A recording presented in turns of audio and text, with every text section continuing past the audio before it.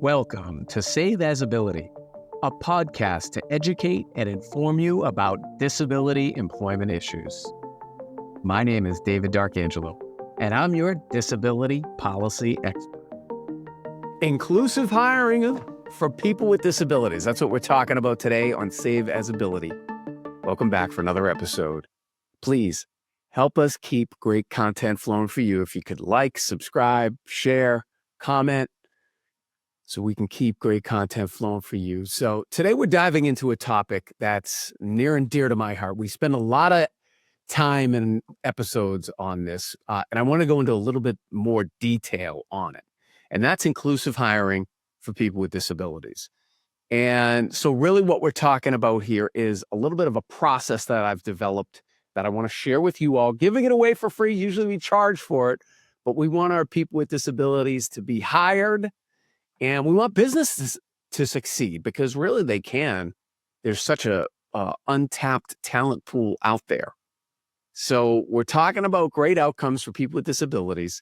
And again, why are we talking about this? Well, we've gone over it a number of times with approximately 2/3 of all working age people with disabilities not in the labor force. And then when you include the people that are unemployed, that leads to somewhere around 70% of all working age people with disabilities not employed. And that's a problem. And it's a problem for the people with disabilities. It's a problem for the business community because they're not tapping into that talent. It's a problem for America, for our society, because of all the talent and ability that's on the sidelines. So we're positive here at Save As Ability. We want to get everybody into the game here. And that's what we're talking about today. So the good news is that everybody has talent. Everybody has ability. I think it was at one of our last episodes, we had a whole episode about really finding your talent and ability and bringing that to bear in the workforce for yourself, for the employer, for society.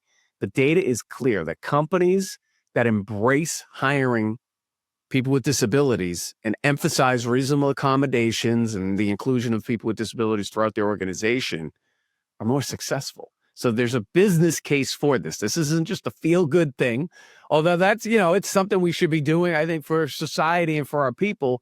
But it really, the business case is there that, don't believe me, there's the Accenture report, there's, Disability and did some work on that. AAPD did some work on that. APSI did some work on that. There's a ton of evidence out there that indicates that this is a positive all around. It's a win-win-win when done well. So let's talk about some best practices that have emerged for inclusive hiring for people with disabilities. All right. So how can businesses bridge the gap to create opportunities for people with disabilities? We're going to break it down into some actionable steps here. So if you're a hiring manager, if you're a board member, if you're an executive in an organization, we ask you to perk up here and take these things because these are solutions that can drive innovation for your organization, get people with disabilities employed. All right, so step one is really to conduct an assessment, like an audit, like an accessibility audit of where you're at in your organization. And it starts with leadership at the top. So we're talking about the boardroom, we're talking about the chief executives in your organization saying, yes, we want to pay attention to this. Yes, we want to put resources into this, and showing them the advantages for them from a human resources point of view, that human capital point of view that you're really going to benefit your organization. And then the business case as well. So that showing them the win-win. And I think they'll buy in once they see the data and they realize like, okay, this is a good thing for our organization. So again, rudimentary things though, like which definition of disability are we going to use? How are we going to measure success? Like what metrics are we going to put in place to make sure that the time that and resources that we're investing are well spent in getting results? Is the workplace ready to support employees with disabilities? All of these things that you need to go through to understand what it takes for your organization to adapt, or maybe your organization is already doing a great job and you just want to, expand capacity. So again, things like measuring how many people with disabilities are you employing now? What's, all that basis, understanding that is really going to help put this thing on a good, solid foundation going forward so it can be replicatable over and over. All right.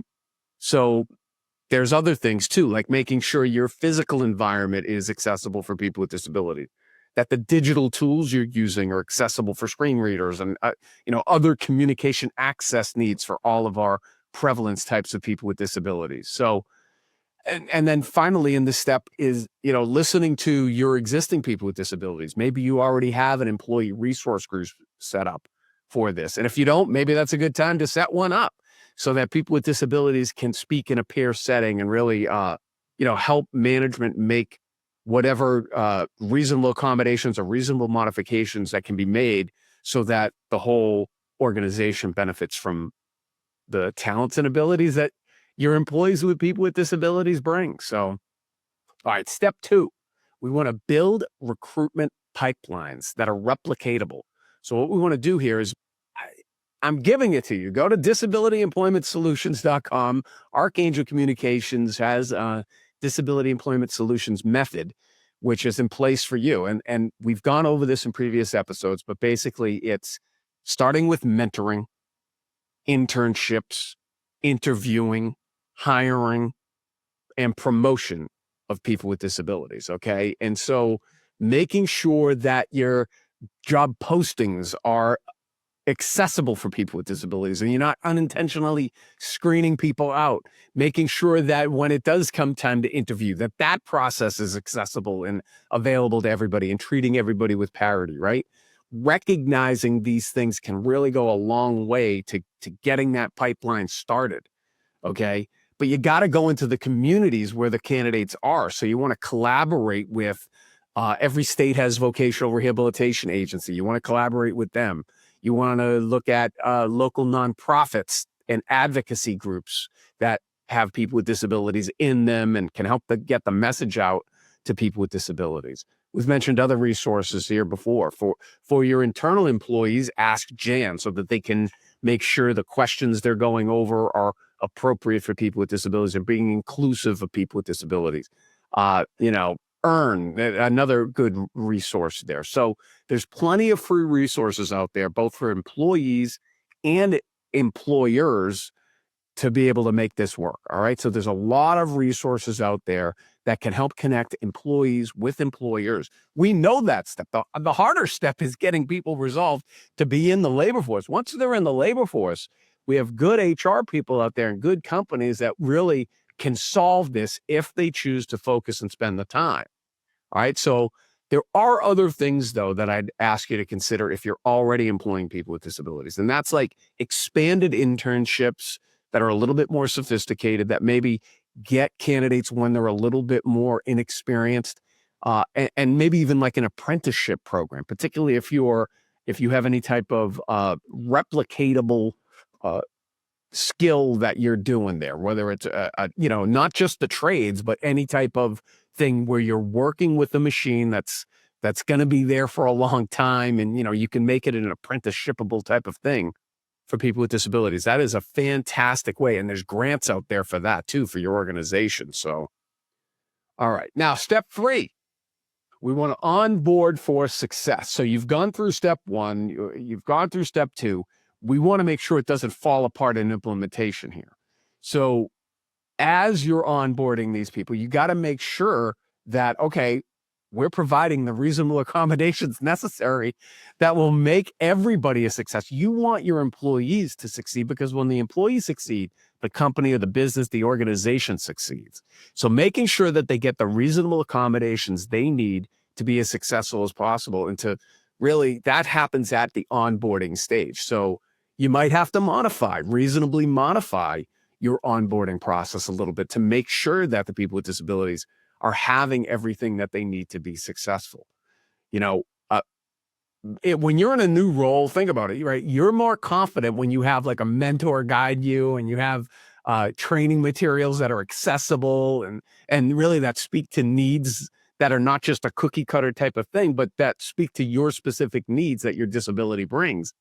That tweaking, all of that adjustment during the onboarding is crucial to making somebody feel welcome, to making sure that they have what they need to be successful in their essential functions of the job, in their essential job duties. So, these steps sound simple, but they're tougher to do. I got that. So, Yeah, I want to be sure that employers are taking into account too that there's incentives out there. All right. There's the work opportunity tax credit. There's the disabled tax credit for barrier removal. There's grants out there to help offset costs and improve workplace accessibility for universal design and things like that. So, you know, assistive technology provided by the local VR agency or facility upgrades, all of these types of things are available, but you got to do some digging. You got to do some work to get them. And it's, maybe a little bit outside of your comfort zone. But if you can do that, you're going to make your space accessible to more people. That's a good thing because you're going to be able to attract more talent there. So it's a call to action for employers. So my challenge is that every employer listening today, take the first step. Take it, whether it's, auditing your workplace to figure out how you can make it more accessible, or your products or services more accessible, or reaching out to an agency or launching a mentorship or an internship program, something, anything, just one thing can help get that ball rolling. Because hiring people with disabilities, it's not just the right thing to do. It's a smart business move. It's going to help the people with disabilities. It's going to help the business. It's going to help society. There's talent out there. So by hiring people with disabilities, you're building stronger teams, helping to drive innovation, and creating a workplace culture that values everybody.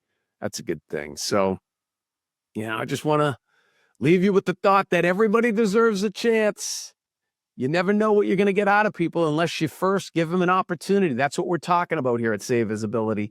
Access to opportunity. And we know that employment can help create independence and self-determination. And so that's a good thing. We want to unlock the talents that all of our people with disabilities have. It's David Darkangelo. Hope you got a lot out of this episode. Please like, comment, share, subscribe. Let us know what you want to hear. I hope you have a great day.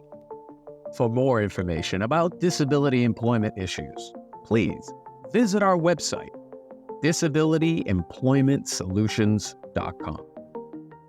The Save As Ability podcast is available on Apple Podcasts, Spotify, our YouTube channel at Disability Policy Expert, or wherever you stream your podcasts. Subscribe, stream, rate, and review our shows. Your ratings and reviews help our show reach new audiences. Produced by Pod Pro Entertainment.